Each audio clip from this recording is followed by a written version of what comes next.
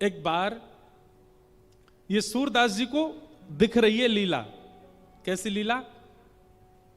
बोले एक बार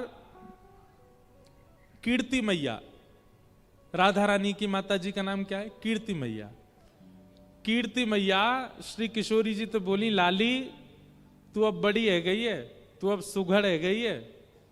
ब्रजभाषा में बोले समझेंगे आप लोग। लाली अब तू सुघड़ है गई है, अब तू बड़ी है गई है, अब नेक नेक घर के काम करो कर। तो किशोरी जी बोली, आज्ञा करो मैया, कहा करूं?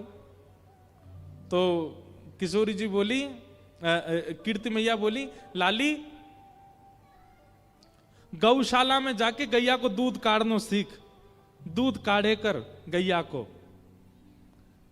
तो किशोरी जी बोली ठीक है। वैसे तो बड़ी सुकोमला हैं किशोरी जी, सब उनका बहुत सम्मान करते हैं, बहुत प्रेम करते हैं किशोरी जी से। पर आज आज आज पता नहीं क्यों कीर्ति मैया के मन में आ गई कि जाओ किशोरी जी, जाके गौशाला में गैया को दूध निकालो। अब महाराज सब सखियां तैयारी कर रही हैं, बंधन बार बांधे गए, सुंदर पुष्पों से सजाया गया गौशाला को, सोने की बाल्टी मंगाई गई, किशोरी जी दूध निकालेंगी।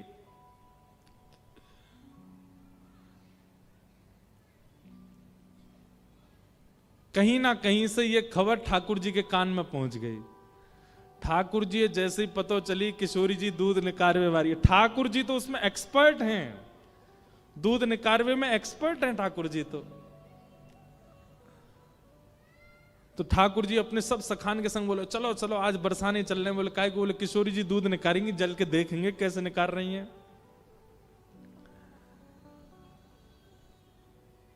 ठाकुर जी के काल में दूध निकालना, दही जमाना, मक्खन निकालना, ये बहुत बड़े बड़े काम होते थे। अगर ये कोई करना जानता है तो उसकी बड़ी प्रशंसा होती थी पूरे नगर में, गांव में। ओ भैया यहाँ पे दूध काढ़वा आवे। जैसे आजकल के बच्चों को विवाह होता है तो पूछते हैं ना, आपका बेटा क्या करता है? बोले इंजीनियर है, बेंगलोर में जॉब करता है। तो सब लोग, ओ भाई बेटी ब्याहने लायक लड़का है। ऐसे ही ठाकुर जी के काल में पूछते थे, आपका लड़का क्या करता? बोले गैया चराने जाता, भांडीरवन। बोलो ओहो वाह वाह वाह, फिर तो छोरी ब्यावे लायक है। कितनी गैया चरावे? तो कितनी गैया चरा लेता है अकेला लाला, उस पे बेटी ब्याहते थे। हमारे ठाकुर जी 9 लाख गैया चराते। कितने? 9 लाख। ठाकुर जी से बड़ो एक्सपर्ट नहीं दूध निकारवे में, दही जमावे में, गैया को दूध, गैया को हांकवे में। तो किशोरी जी वैसे ही घबरा रही हैं, पहली बार दूध निकाल रही हैं, और जैसे ही थन पकड़े किशोरी जी के कोमल कोमल हस्त कमलों का स्पर्श पाते ही गैया मचल गई। और गैया जैसी मचली सो किशोरी जी घबरा गई। सब सखीन ने गैया को संभालो, किशोरी जी आप दूध निकालो। अब ये सूरदास जी का दर्शन है, जिनके पास नेत्र नहीं है। गुरु कृपा से उनको कलयुग में बैठे बैठे द्वापर युग का दर्शन होता था। जैसे ही किशोरी जी ने नेक थन पकड़े और धीमे धीमे दूध निकालने लगी, इतने में ही श्याम सुंदर आ गए। अब श्याम सुंदर के आते ही तो किशोरी जी और घबरा गई, अब कैसे निकालूं? अब हाथ तो गैया के थनन को पकड़ रहे हैं, पर नेत्र श्याम सुंदर को देख रहे हैं। ठाकुर जी दूर खड़े खड़े अपने नैन मटका रहे हैं। किशोरी जी और घबरा गए।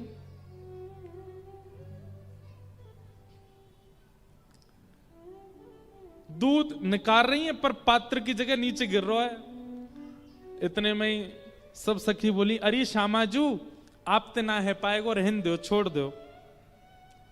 किशोरी जी बोली, ना है मुंह को बाल्टी भर के दूध ले जानो है, अगर नहीं लेके गई तो कीर्ति मैया बहुत डांटेंगी।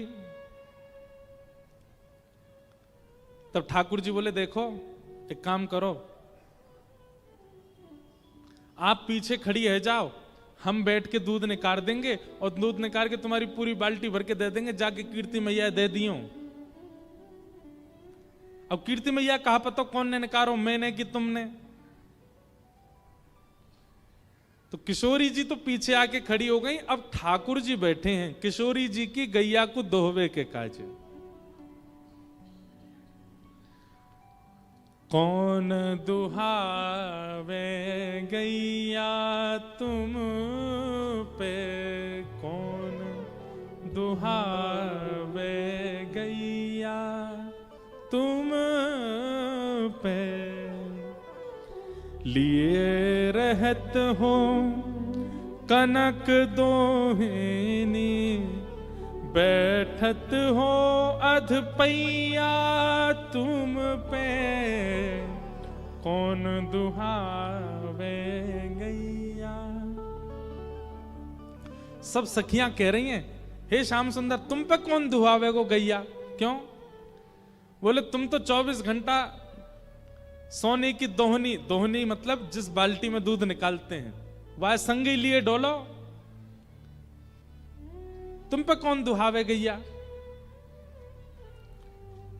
अतिरस काम प्रीत जान के आवत खिरक दुहैया तुम पे कौन दुहावे गैया। जैसे कोई काम आपसे नहीं बना और कोई और व्यक्ति आए, हट जा चल मैं करके दिखाता हूं, तो बाकी के लोग कहते हैं हाँ बड़े आए ये करेंगे। अब ऐसे सब ठाकुर जी को ताने मार रही हैं गोपियां, हम बे ये निकालेंगे दूध गैया को।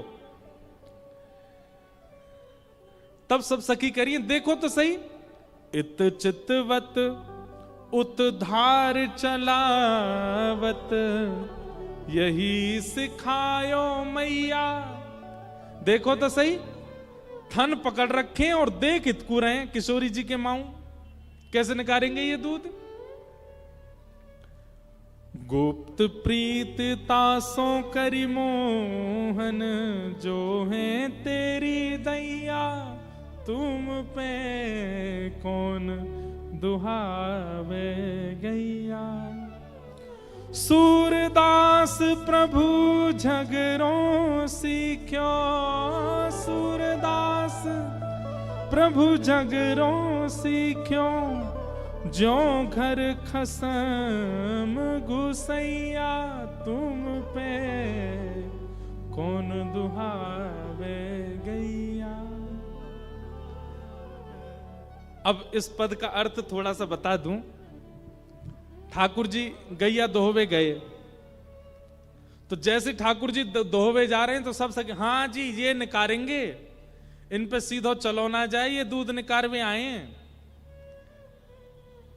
देखो तो सही, हमारे माऊ देख रहे हैं और थन पकड़ रहे हैं गैया के। अरे भैया थन की ओर देखो, यहां कहां देख रहे हो। ठाकुर जी बार बार दूध निकारवे के काजे आगे बढ़े, सखीन के ताने पड़े तो ठाकुर जी ऐसे गुस्सा कर रहे हैं जैसे घर में आयो भयो कोई मेहमान गुस्सा है जाए। मेहमान यहां पर वैसे शब्द तो है, घर में आए हुए नए नए जमाई राजा जैसे गुस्सा हो जाते हैं, ऐसे ठाकुर जी गुस्सा कर रहे हैं सखीन पे। लेकिन सूरदास जी कहते हैं सब सखीन के मुख बंद कर दिए ठाकुर जी ने। कैसे? जैसे ही थन को स्पर्श कियो, ठाकुर जी के स्पर्श करते ही थन पकड़ के चलाने नहीं पड़े, स्पर्श है तो अपने आप थनन से दूध निकलने लगो और दोहनी अपने आप भरन लगी। और सब सकीन के मुख बंद है गए, दोहनी भर करके और ठाकुर जी ने बाल्टी उठा करके किशोरी जी को दी, ले जाओ दिखा दो अपनी कीर्ति मैया को, निकाल दियो हमने दूध और अपना नाम लगा दियो तुमने निकारो है। सब सखीन के मुख बंद है गए। मधुमंगल श्रीदामा सब ठाकुर जी की जय जयकार करने लगे, वारे लाला हमारे लाला की जय हो, दूध दोहा गोपाल की जय हो। दूसरे ने तो हाथ लगाना पड़े, हमारो लाला तो गैया छी दे तो वाके थननते अपने आप दूध निकल जाए। ठाकुर जी की विजय हो गई। अब यह लीला कहीं लिखी नहीं है, सूरदास जी को दिखती है।